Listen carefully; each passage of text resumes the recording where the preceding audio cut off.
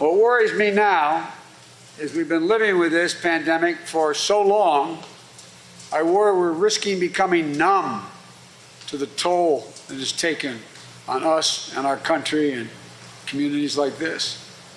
We can't let that happen. We can't lose the ability to feel the sorrow and the loss and the anger for so many lives lost. We can't let the numbers become statistics, a background noise, just a blur that we see on the nightly news.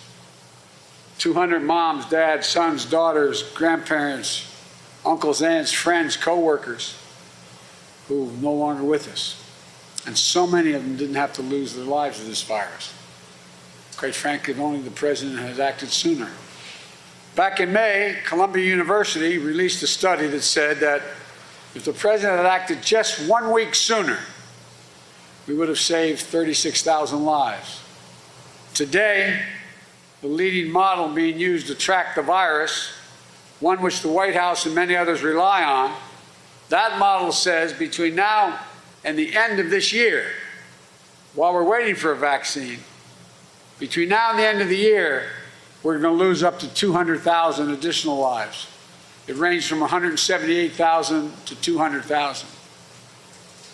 And it points out as well that if we act by doing what you're doing here in Wisconsin, wearing masks and making minimum requirements to meet this, we could save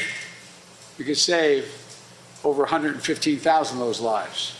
So I hope to God we'll not learn the same lesson, have to learn the same bad lesson we learned the first 9 months. Due to Donald Trump's lies and incompetence in the past 6 months, have seen one of the gravest losses of American life in history. But sadly, it's not over. As awful as the past 180 days have been, the next 90 days could be twice as bad. Just pause and think about it. We could be looking at, as I said, between 178 and 200,000 lives lost, and all the president does is deliberately change the subject, which is especially infuriating. Once again, we're being told that we can save lives.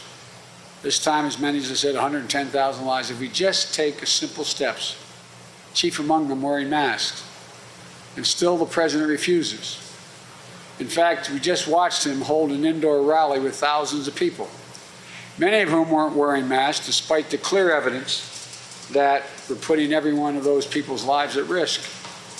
The president knew of these dangers back in February, and he hid it from the American people.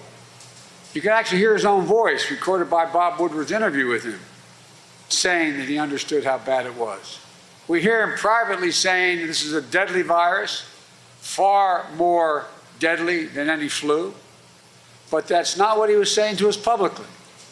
Publicly, he told us that it was just like the flu, and it would disappear in the warm weather like America. It was all a lie. He knew it. What's his explanation?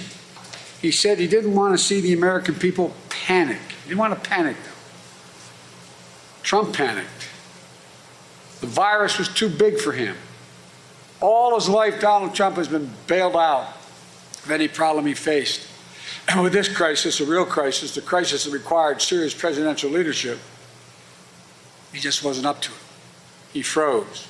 Hey there, I'm Chris Hayes from MSNBC. Thanks for watching MSNBC on YouTube. If you want to keep up to date with the videos we're putting out, you can click subscribe just below me or click over on this list to see lots of other great videos.